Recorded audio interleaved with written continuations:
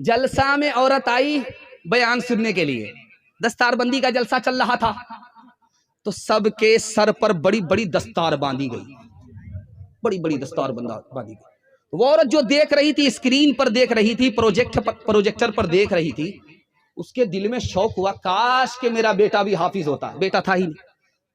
کاش کہ میرا باپ حافظ ہوتا، باپ مر گیا تھا۔ کاش کہ میرا بھائی حافظ ہوتا، بھائی تھا ہی نہیں۔ ایک شوہر بچا ہوا تھا، تو شوہر سے آ کر کے کہا کہ تم حافظ ہو جاؤ۔ تو شوہر نے کہا کہ بوڑھا طوطا کیا سیکھے گا، بچپن میں تو سیکھا نہیں، 55 میں کیا سیکھوں گا، میرے باپ سے نہیں ہوگا۔ کہا تم سے 2 منٹ میں ہو جائے گا، حفظ کرنا بالکل آسان ہے، حافظ بننا بالکل آسان ہے، میں کرا لوں گی تمہیں حافظ، بنا لوں گی میں تمہیں حافظ، بالکل آسان ہے، تم ہمت کرو، کہ میرے باپ سے بھی نہیں ہوگا، میں بوڑھا ہو چکا ہوں، میں دھرتی کا بوجھ ہوں، قرآن کا اتنا بڑا بوجھ نہیں اٹھا سکتا۔ کہا کہ بالکل آسان ہے، اگر تم حافظ بنو گے میں تمہیں انعام دوں گی۔ اب شوہر کے کان کھڑے ہوئے کہ میری بیوی مجھ کو کیا انعام دے گی؟ اگر تم شادی کر لو گے تو تمہاری دوسری شادی کی میں اجازت دے دوں گی۔ اب کیا تھا، رات دن ایک کر کے 6 مہینے میں حافظ قرآن ہو گیا۔ وہ مائیں پیدا کرتی تھی نمازی، دھنی تلوار کے میدان کے غازی۔ وہ مائیں پیدا کرتی تھی نمازی، دھنی تلوار کے میدان کے غازی۔ وہ مائیں جب کہ لیتی تھی بلائیں، تو یوں بیٹے کو کرتی تھی دعائیں۔ عبادت میں کٹے بیٹا جوانی، شہادت میں ختم ہو زندگانی۔ میرے معصوم فرشتے تو ابھی کیا جانے، تجھ کو کس کس کے گناہوں کی سزا ملنی ہے، جو نظر ملنی ہے وہ تجھ کو خفا ملنی ہے، دین اور دھرم کے مارے ہوئے انسان کی جو نظر ملنی ہے وہ تجھ کو خفا ملنی ہے۔ تیرے بچپن کو جوانی کی دعا دیتی ہوں، اور دعا دے کے پریشان سی ہو جاتی ہوں۔ میرا پہلا سوال تھا، اللہ سے محبت کیوں ہونی چاہیے؟ 2 وجہ سے اللہ سے محبت کرنی چاہیے۔ پہلی وجہ یہ ہے کہ عزت اور ذلت اسی کے ہاتھ میں ہے، اگر محبت نہیں کریں گے تو عزت نہیں ملے گی، ذلت ملے گی، اس لیے محبت کرنی چاہیے۔ دوسری وجہ یہ ہے کہ اسی کا کھاتے ہیں، اسی کا گن گانا چاہیے، احسان اس کا ہے تو محبت اس سے ہونی چاہیے۔ اللہ سے محبت کم ہے نہیں ہے، اس کی وجہ یہ ہے کہ ہم نفس کے غلام ہو گئے، اپنی مرضی کے مالک ہو گئے، اس لیے اللہ سے محبت کم ہو گئی، ختم ہو گئی۔ تیسری وجہ بتانے کے لیے جا رہا ہوں، ہمارا دل زندہ ہے یا مردہ ہے کیسے پتا چلے گا؟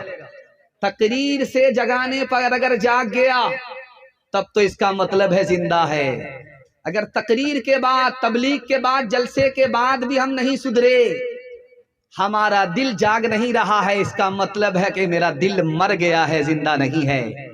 زندہ ہوتا تو جاگتا جگانے پر، مر گیا ہے اس لیے جگانے پر جاگ نہیں رہا ہے۔ انشاءاللہ بڑھاپے میں جاگیں گے، ہاتھ اٹھائیے، جوانی میں سوئیں گے، ہاتھ اٹھائیے۔ دل گلستان تھا تو ہر شے سے ٹپکتی تھی بہار، دل بیاباں ہو گیا، عالم بیاباں ہو گیا، بڑے موذی کو مارا نفس امارہ کو گر مارا، نہنگو اژدہا وہ شیر نر مارا تو کیا مارا، نہنگو اژدہا وہ شیر نر مارا تو کیا مارا، گیا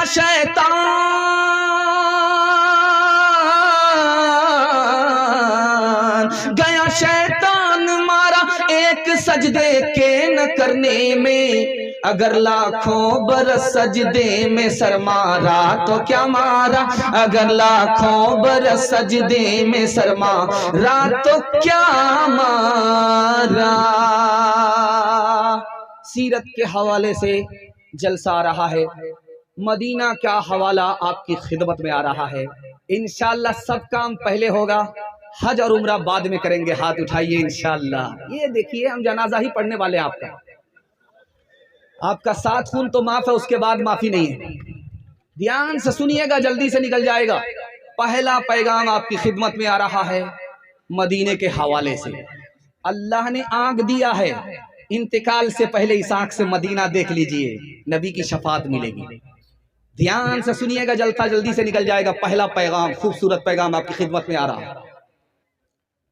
حاجی گئے ہندوستان سے، اس حاجی کا نام تھا نانوتوی، گئے حج کرنے کے لیے، جوتا ہٹا دیا پیر سے، ننگے چل رہے۔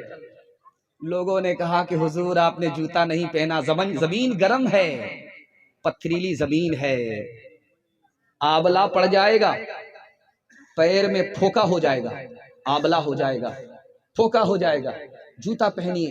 تو کیا کہتے ہیں جوتا اس لیے نہیں پہنتا، کیا پتا جوتا وہیں پڑ جائے جہاں آج سے 1400 سال پہلے نبی کا قدم پڑا تھا۔ دوسری مثال آ رہی ہے، دھیان سے سنیے گا۔ مدینے سے حاجی جب آتے ہیں تو تسبیح دیتے ہیں اپنے رشتہ دار کو، تسبیح دیتے ہیں، مصلی دیتے ہیں۔ مصلی میں لکھا ہوا رہتا ہے میڈ ان چائنا، تسبیح میں لکھا رہتا ہے میڈ ان چائنا۔ مطلب کیا ہوا، یہ جو تسبیح آپ مدینہ سے لا کر کے دے رہے ہو یہ چائنا کا بنی ہوئی ہے، یہ مصلی جو آپ دے رہے ہو یہ چائنا کا بنا ہوا ہے۔ آپ کیسے کہتے ہو مدینے کا؟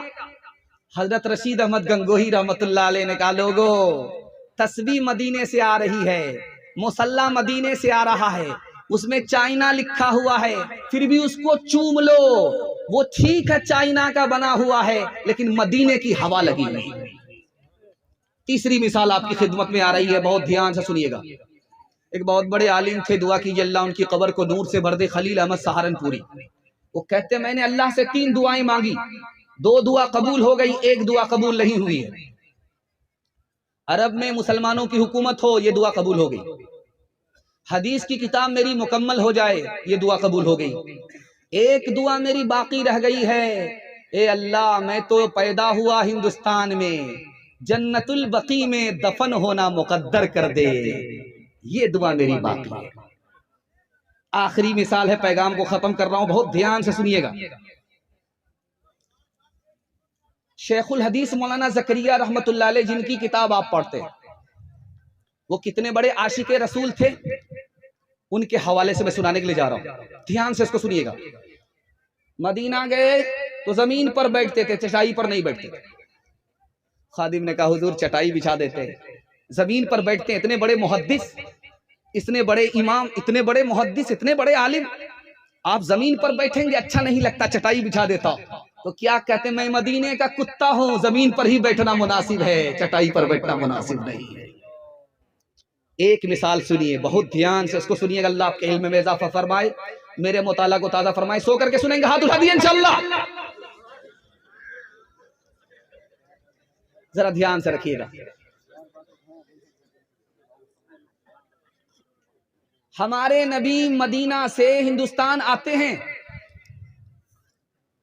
ہمارا جلسہ ہو رہا ہے، ہمارے نبی مدینہ سے ہندوستان آتے ہیں؟ نہیں آتے۔ کیوں؟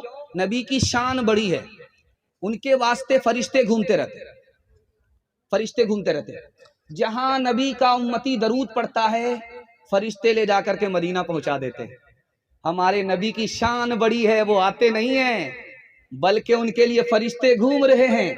جہاں نبی کا امتی درود پڑھتا ہے فرشتے اس کو مدینہ پہنچا دیتے ہیں۔ انشاءاللہ کنویں کے پاس نہیں، کنویں کو خود بلائیں گے، ہاتھ اٹھائیے۔